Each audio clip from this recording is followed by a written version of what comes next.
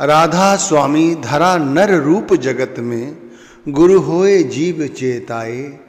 जिन जिन माना बचन समझ के, तिनको संग लगाए।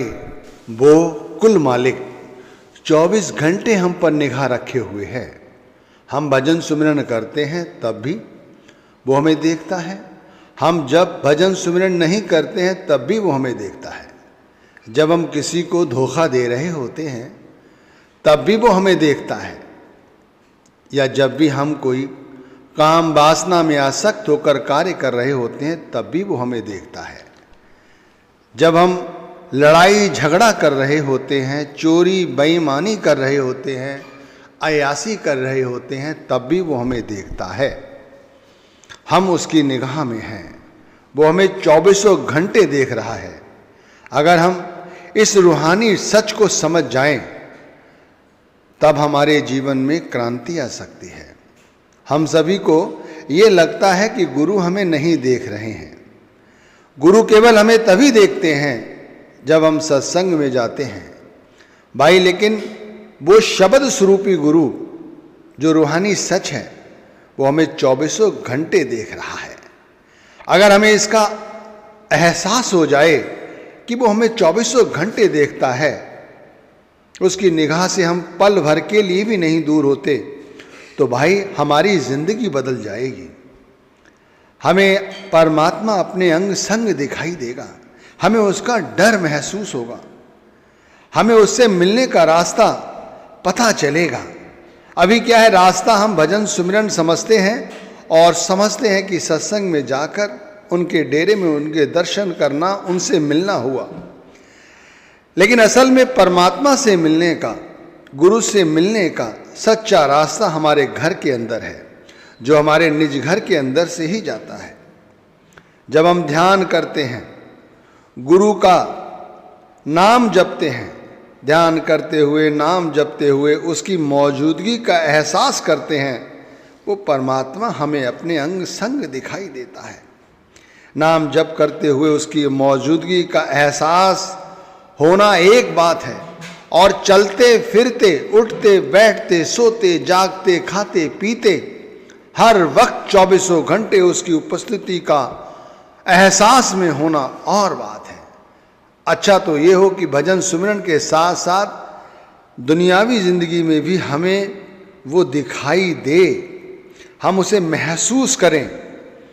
कभी उसे प्रकाश रूप में महसूस करें, जैसे सुमिरन करने बैठते हैं, ध्यान आँखों के मध्य में लग जाता है, गुरु के स्वरूप का ध्यान कर रहे होते हैं, तो यकायक कोई प्रकाश की किरण हमारे अंदर चौंध पड़ती है, चमक पड़ती है। उस किरण में हम अपने गुरु को देख सकते हैं।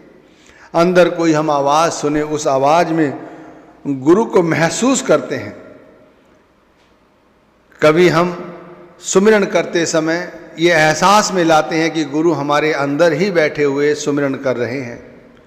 कभी ऐसा महसूस होता है कि गुरु हमारे सामने आसन पर बैठे हुए हैं और हम उनका नाम जप रहे हैं, उनका ध्यान कर रहे हैं। कभी ऐसा महसूस होता है कि भाई खाना खा रहे हैं, गुरु भी हमारे साथ भोजन कर रहे हैं।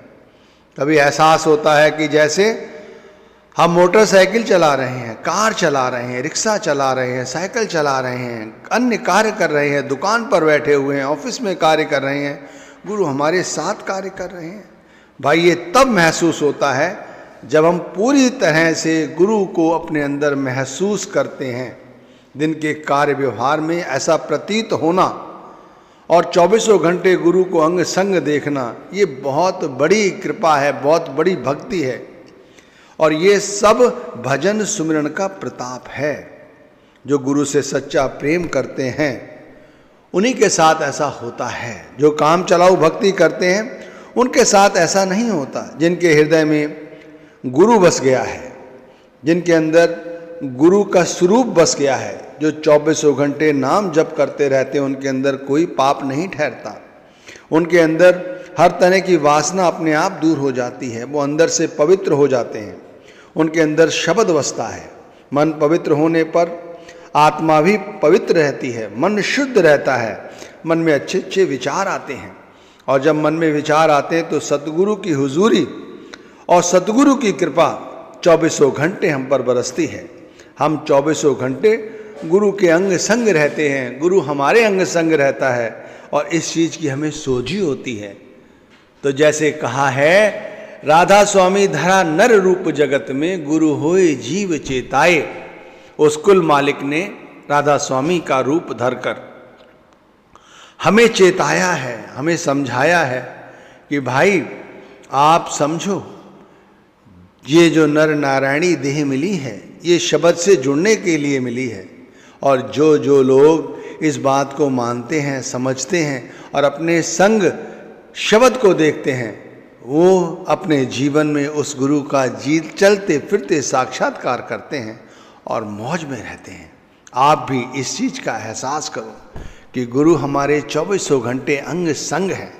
बहनें घर में खाना बनाएं तो उन्हें लगे कि गुरु के लिए रसोई तैयार कर रही हैं, या रसोई तैयार करते समय उन्हें ऐसा एहसास होना चाहिए कि गुरु संग उनके हाथ बटा रहे हैं। इसी तरह भाइयों, आपको भी एहसास होना चाहिए कि गुरु आपके अंग संग हैं, अंदर बैठे हुए हैं शब्द स्वरूपी गुरु।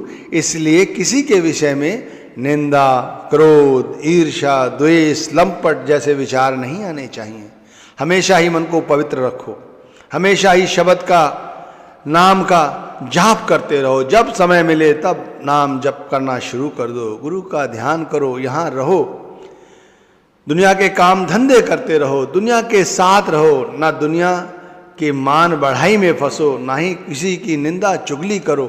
यदि आपके साथ कोई ऐसा करता है तो बुरा ना मानो, किसी कर्म का प्रारब्ध समझकर इसे भूल जाओ और रोज रोज भजन सिमरन पर ध्यान जमाए रखो। रोज सुबह उठो, अमृत वेला में नाम की भजन बंदगी करो, जैसे भी हो नाम की भजन बंदगी करो। अपने आप को हमेशा ही नाम जप के साथ संलग्न रखो। जब समय मिले तब नाम जप करना शुरू कर दो। उठते बैठते, चलते फिरते, सोते जागते नाम जप करते रहो। चाहे बीमार हो, चाहे स्वस्थ हो, चाहे दिल्ली में हो, चाहे कलकत्ता में हो, चाहे बनारस में हो, चाहे घर में हो, चाहे परदेश में हो, कहीं भी हो, नाम जप करते रहो। जिस अवस्था में हो नाम जप करते रहो। नाम जप करने से बड़ी कोई भक्ति नहीं है। कलयुग केवल नाम आधारा, सुमिर सुमिर नर उतरहि पारा। इस कलयुग में जो नाम की कमाई करते हैं उनसे बड़ी कोई भक्ति दूसरी नहीं है। हमें चाहिए कि हम नाम जप करें, गुरु को अपने आप को सौंप दें, बस यही करना है भाई, और क्या। आप जितना परमात्मा को खोजोगे वो नहीं मिलेगा। आप जितना खुद को खोजोगे वो तुम्हें महसूस होने लगेगा। मैंने कभी शब्द धुन सुनने की कोशिश नहीं की। मैंने भजन पर बैठकर खुद को खोजने की कोशिश जरूर की है। मैंने शुरुआत यहीं से की और शुरुआत में ही मुझे बहुत जल्द उसकी अनुभूति होने लगी और मुझे एक दिन शब्द धुन सुनाई देने लगी, शब्द का प्रकाश दिखाई देने लगा। मैं कहता हूं यदि आप भी शब्द धुन सुनना चाहते हो तो भाई खुद की तलाश करो, खुद की। जब खुद के विषय में सोचोगे, अंदर जाकर अपने उतरोगे, तब वो शब्द तुम्हें समझ आएगा कि वो वही शब्द है जो धुन के रूप में हमारे अंदर 2400 घंटे अपनी उपस्थिति का आभास करा रहा है। देखो, बड़ी विनम्रता से कह रहा हूं आपसे, जो आ रहा है उसे आने दो, जो जा रहा है उसे जाने दो। हानि की, लाभ की चिंता ना करो, जो जैसा हो रहा है होने दो। आपको अगर इतना सब्र करना भी आ गया तो मैं कहता हूं आपसे गुरु के सूक्ष्म स्वरूप के साक्षात को कोई नहीं छीन सकता। जाता है सो जान दे, तेरी दशा न जाए, खेवटिया की नाव ज्यों घने मिलेंगे आई।